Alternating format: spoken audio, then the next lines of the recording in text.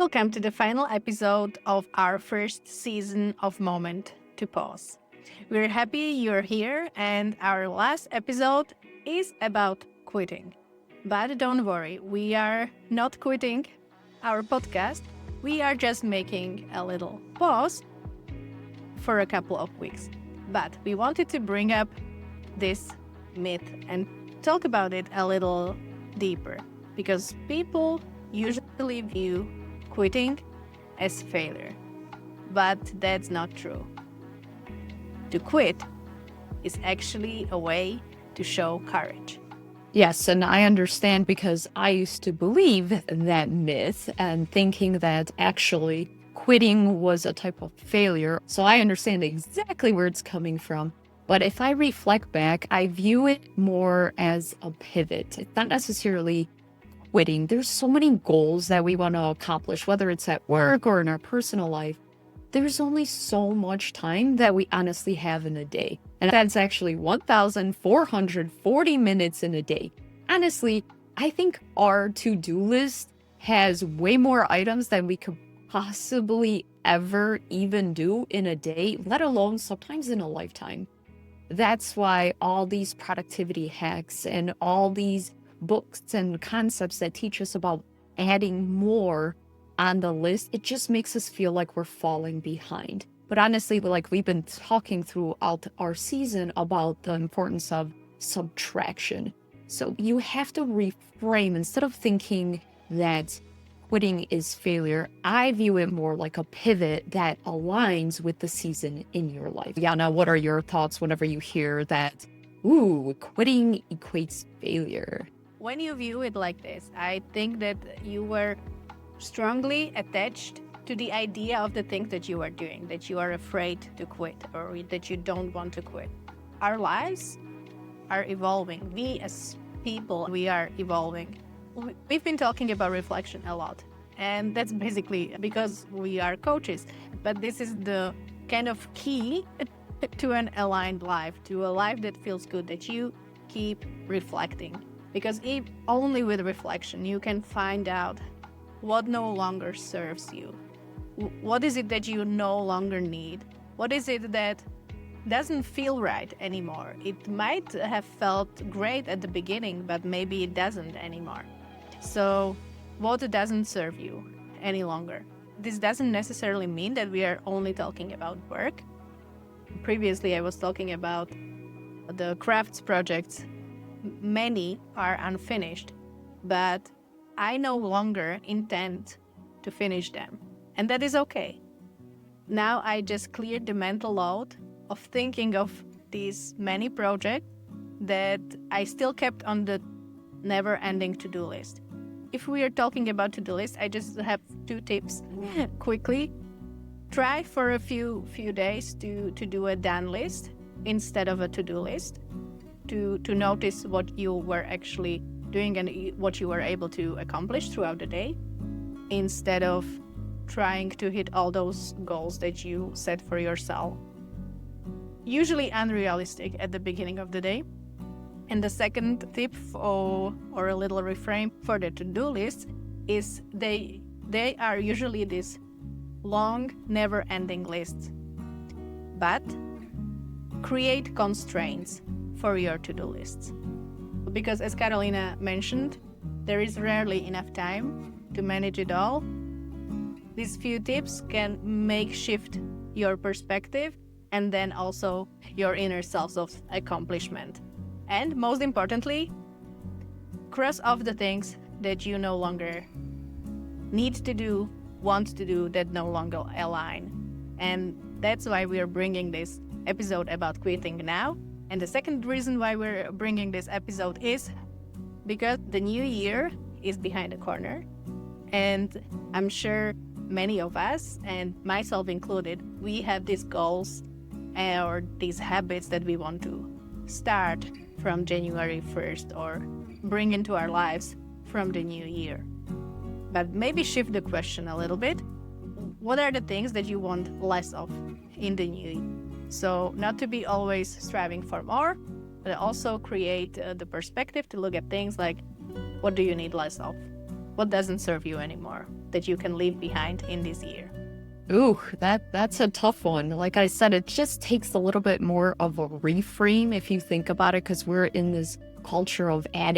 And I know we talked about this in a previous episode, but more what I wanted to reiterate here is the fact that we just have to reframe the way that we either view failure, but the way that we think about adding additional things on our plate. And that leads us back to what is currently aligned. Should this even be on the plate? Is this something that I can delegate? Is this something that I can just release and move forward?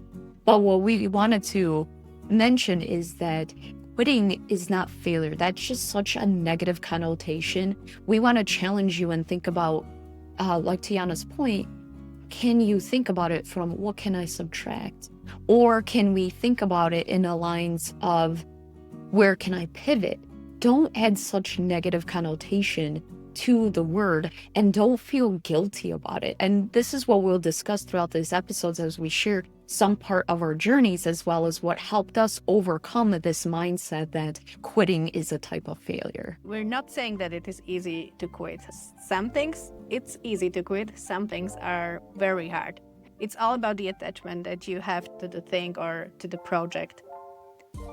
And one thing that I want to mention here is the sunk cost fallacy. I'm not sure if you've heard about it or not. The sunk cost fallacy is the tendency to keep investing time and energy or resources into something simply because you've already invested so much.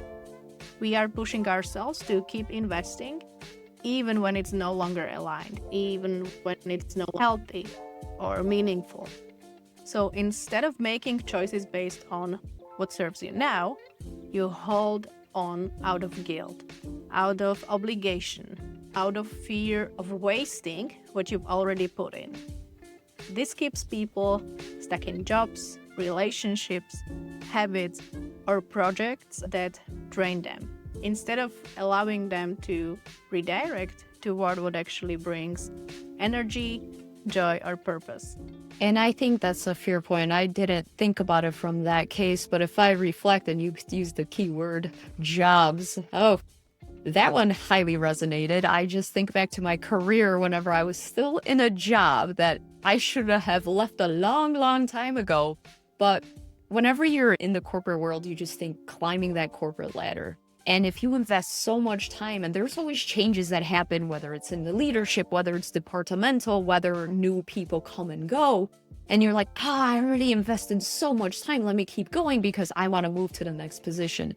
What we don't take into account during that time is, hey, this is no longer aligning. So we are offsetting that using different negative habits. So for me, it was either eating my cupcakes after a long week of work. That was my little soothing thing. And instead of picking that up as, hey, this is a red flag, you should be seeking something else, this environment no longer serves you, I was thinking about it from a sense of, I need to be here. I put in my time. I need to move up to the next position. And my fear behind that was that if I start over, then it feels like the tenure that I created, I won't be able to move up the corporate ladder. I would have to start over. So I think, like to your point, I was thinking, oh, well, I already got this far. If I could just last it, if I could just continue this way, I'll get whatever I want in the long term. And I think that's what kind of gets us stuck in situations that no longer align, because we have this false belief that, hey, we already put all this time.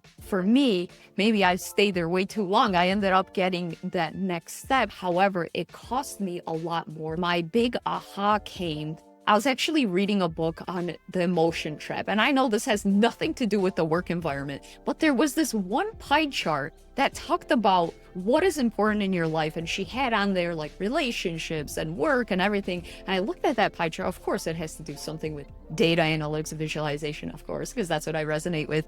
But more in a sense, I looked at that pie and I was like, holy smokes, work takes up the biggest part of my pie. And that helped me recognize that there was an identity component there that helped me stay in this work environment that wasn't ideal or aligned with my life. And it took the biggest chunk of it. And since I didn't have those balance, whether I had those hobbies or the relationships that helped me step away from it, it helped recognize that, hey, I'm putting a lot of energy in this segment and it's draining more than giving back. Yeah, this is a great example. We usually think that in order to get somewhere, we need to do something, some set of steps. And we believe that if we just stick to this set of steps, we will get to the goal. But sometimes it is not that simple. Sometimes the blueprint that someone else's prepares or sells even is not the blueprint that necessarily works for our lives. But we've already invested in it. We've already put the energy in it, the effort. But we don't see the outcomes. And without reflection, we won't be able to notice where is the point, whether to still keep trying or course correct. Find a new way. What I always say, and I don't know where this quote originated, but this is just a paraphrase, is that don't adjust the goal, adjust the strategy. Like if you're not getting to where you want to go, it doesn't mean that the goal is bad or that the goal is not meant for you. It's not true. It just means that the strategy that you've chosen isn't working the way that you've expected. So don't adjust the goals. Have your goals, have your dreams, but invite this opportunity to reflect, to iterate, to course correct, to adjust what makes sense to you, what makes sense to your specific case, to your life, with what you have, and adjust the strategy, don't adjust the goal. This again brings us to quit the strategy that is no longer working. There are always multiple ways to reach your goals. Ooh, I love that. That definitely resonates. And that leads me to yet another story. So if I think back and I think about change the strategy, I love this. I love this. I originally, whenever I was a little kid, I was like, oh my gosh, I'm going to be a doctor. That's exactly what I want to do. I want to help people. I want to be able to guide them through their life. But what I didn't think about back then was the goal was there, but the strategy actually wasn't. So I was going through all the classes. I love my psychology. I love my biology. I was like, yep, this is it. Then chemistry came on. And I don't know, all of you that love chemistry, positive vibes your way. I have to say, it just was not in alignment with me. For some reason, I could not pass chemistry for the life of me. I literally tried 3 times and I made sure I had the withdrawal date listed so that I knew that, hey, if I could not pass this class, and I was always on like the borderline of C and D, and I was like, no, for med school, I need to have an A. I just could not pass for the life of me. So I didn't view that. Maybe at the time I was thinking, oh, if I don't do this, I'm going to be a failure. But to Jana's point, the goal was still there to help others, help guide them on their journey. It's just the strategy or the career profession of becoming a doctor wasn't supposed to be fulfilled for me. Hence why I'm a coach today. I still help people, but in a different way, not in the doctor sense, but more in a coaching sense. And just a little side note, I wanted to see if chemistry was something that I really couldn't pass. A few years later, maybe it was 5 years, I took a chemistry course again. And ironically, I got an A. So I think my mind was telling me, no, we're not going to be a doctor, even though, yes, you can pass chemistry, but you can see all the factors, the alignment that came through. Going to become a doctor wasn't the path for me. It was just a different outlet. So my strategy had to shift. And now that I'm in the coaching space, I'm still helping others. It's just in a different way. So I think this is a perfect example at maybe whenever you're in the situation itself, you're thinking, oh, I'm failing. This is me quitting. No, it's just the redirection. It's just the pivot. Yeah, and what we're talking about is, again, the idea of subtraction versus addition. How to implement this into your life. So for example, ask yourself, if I were making this decision from a completely fresh start, will I still choose this path? This way you can avoid the sunk cost fallacy because you are not bringing in the effort and the time and energy that you've already spent on something because you're abstracting from this one. So yeah, try to look at your next decisions even from the perspective of a completely fresh start. that could also help you decide whether to keep doing something or whether it's time to course correct. And another point of view to help you with this myth that quitting is failure. Look at your project from experimental point of view, or not just your project, even on your goals or even the habits that you want to implement or something. Try to look at things from an experimental point of view. So what does it mean? We usually have a hypothesis. We have a hypothesis that something should work this way. As I said previously, if I do this set of steps, they will lead to some result. So that is hypothesis. So now you can take action based on this hypothesis. You can go on the journey and take this set of steps. But a scientist or an experimentalist reflect regularly on the journey. We need to know whether this is a valid hypothesis, so we experiment and we collect data. And we need to incorporate these points where we reflect and create space. These are some kind of checkpoints. And with the data that you have, extract a simple point of how much time and energy you've invested. How would you decide now? So this is, again, a simple approach that you can try to get away from the quitting is a failure myth. I love the way that you framed it, because if you think about it from that perspective, you take away the emotions. Would I do this again? Take away the emotional part, how much you invested. Just use logic at that point. So I love that you provided us with a framework or a reflection that we could think back and say, hey, would we do this again? And if I reflect back to the job situation, there's so many red flags. I would never put myself in a situation or stay that long. So for me, it wouldn't be quitting is a failure. It's more, hey, I'll never do this again because I took the time to reflect, or even though I'm reflecting even right now. But this is just a great reminder that we need these little pauses. And this is why we pause on this episode. We invite you, yes, listen, but also take part or think about what are we asking you to do, and reflect back and say, hey, does this still, in a sense, align, or would I still continue to do this if nobody paid me for it? So there's so many different reframes that you can look at, but I think it's perfect. Just take away the emotions from it and use the logic. And with the experiments, try to go for a small experiments or even tiny experiments, as is the name of the book by Anne-Laure Lecomte.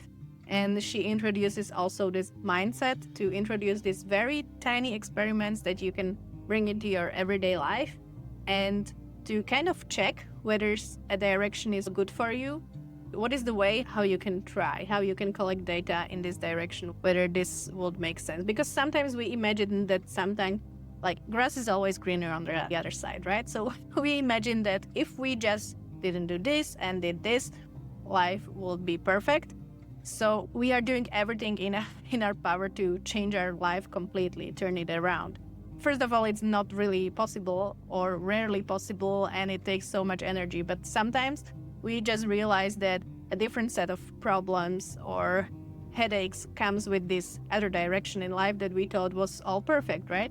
So how you can maybe experiment with this other direction without turning your whole life around.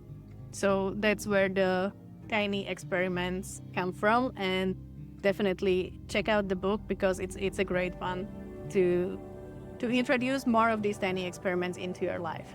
And so what are the reflection questions that we can provide you apart from the ones that we've already talked about?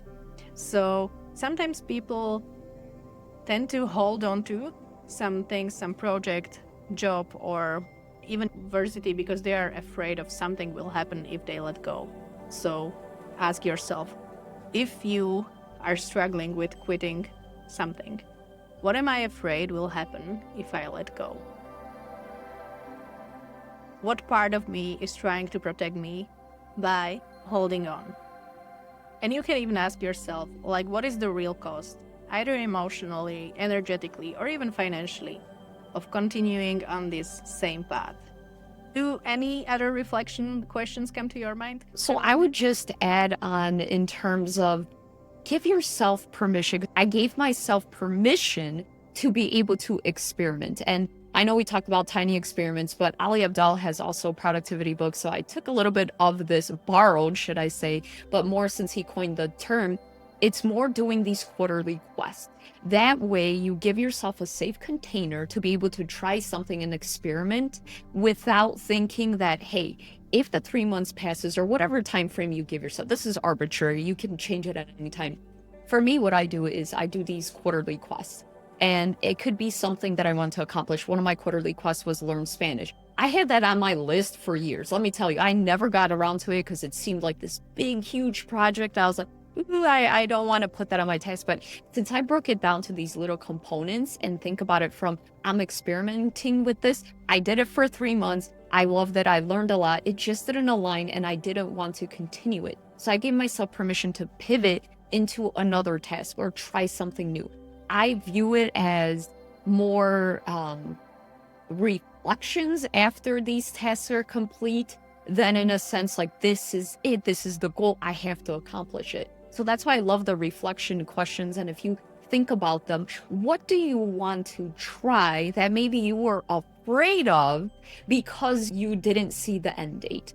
Or what is holding you back from accomplishing something because you're afraid that you won't be able to get through it freely? Give yourself permission to try something new, regardless of the outcome. And if you're afraid of, hey, but I won't be able to finish this because this takes 5 years, 1 year, 6 months, whatever, give yourself a tiny timeline that you can just at least try. I would challenge to give yourself permission to try something new without putting this emotion and this stress and this particular deadline. Just view it in a sense that this is a fun little experiment that you're willing to try. Yeah, and there's this question that might help you. Am I staying because I'm hopeful for the future or because I feel guilty about the past? We've already talked about the values, whether this is aligned with the current season of your life that you are right now. Or the change of perspective can even come if you look at the situation like if a friend were in the exact situation that you find yourselves in. What would I gently advise them to do? And one way you can start is not just with experiments, but what is one small step that you can take toward letting go that feels possible? So again, even quitting doesn't necessarily need to be like all or nothing. I know it sounds like it, but if you, for example, still attach yourself to that particular project or habit and you don't want to quit altogether, don't look at it as all or nothing. Like, look at it like, what is one part that you can let go of that feels possible? And other thing might be to look at it from the perspective of your future self. So maybe what future version of me might thank me for walking away? So if I walked away today, oh, why would future me thank me? Well, my future self would be very happy if I walked away sooner from a situation that I shouldn't have been in, just like we talked about my journey. But I think these are very powerful reflection questions that Jana is taking us through that helps us realize that sometimes we do have to take that pause, even if it's for a moment, to reflect back whether on our past journey or what's going through today. Yeah, and what I wanted to say that usually the thing that you just said is exactly what happens most of the time, that the future version of us is like, why couldn't I let go of this sooner? So that's exactly the whole point of this episode, to maybe show you that there are different perspectives to your situations and to look at the situations that you find yourself in, situation that you necessarily don't feel good in any longer. It might have served you. You might even thank the situation, the person, the job for serving you in some ways. But as we've said, we are evolving. We are going through different seasons of our lives. Why to use our very precious time, very precious energy that we have on things that no longer serve us. Would you like to add something, Karolina? I would just like to ask, where were you with these reflection questions when I was going through the time back in the day? That's exactly what popped into my mind. Like, why didn't I think about these reflection questions? Because I think sometimes we get so locked up in our cycles and in our lives that we don't take these moments. I love all these reflection questions because some resonate way more than others. And that's why if you have your bank of questions that you can reflect back to, it'll just help you realize that, first of all, you are not alone. We all went through journeys that maybe we reflect back and say, oh, there was the red flag, I missed it. Give yourself grace, but also realize that now you have a lot more information and data to make better decisions in the future. Yeah, exactly. Just one story that I might add is that I've already shared that I've quit many jobs because they were no longer aligned or I hoped for a better future. So quitting a job was usually never the problem for me. But when I quit last time to go on a sabbatical, I was lucky enough to have a quite long sabbatical. I've already talked about this. This was my first attempt to heal from burnout. And it didn't go as planned. And it left me felt like a failure because I felt it's something as easy as resting. Then I went back to work, but I felt the same. I still was very deeply burned out. I knew I couldn't live that way any longer. I wasn't fearing that quitting would be the failure. I was fearing to repeat the same failure from the resting. But I knew that there's no other way for me to find out whether there is actually a way out of burnout than to give it my all energy and my all effort. And that meant that I decided to quit again, even though I still consider this being one of the hardest decisions of my life. But without quitting, and in this sense, it was job. But I knew deep inside that I needed to quit some of the other behaviors that kept me in the burnout cycle. So this is your reminder to think about the areas of your life where you can quit something, when you can leave some patterns, some behaviors, some habits behind. Just try it and see how you feel. And that's what we wanted to cover today, not just for the New Year's, even for this Christmas season, if you celebrate Christmas. Like what brings usually more stress to the Christmas days? This is your opportunity to think about it and maybe decide what you need to do differently this year. Thank you for watching this episode. Thank you for listening to this episode. Thank you for being with us throughout this whole first season. We'll be happy to see you again next year. Thank you all for your support. Thank you for joining us on this journey of a moment to pause. We created this podcast so that you can take this opportunity to pause and reflect. And we hope that you found it insightful and helpful and new things to come in the new year. So thank you again for joining us and entrusting us and taking time out of your day to listen to us. We greatly appreciate it.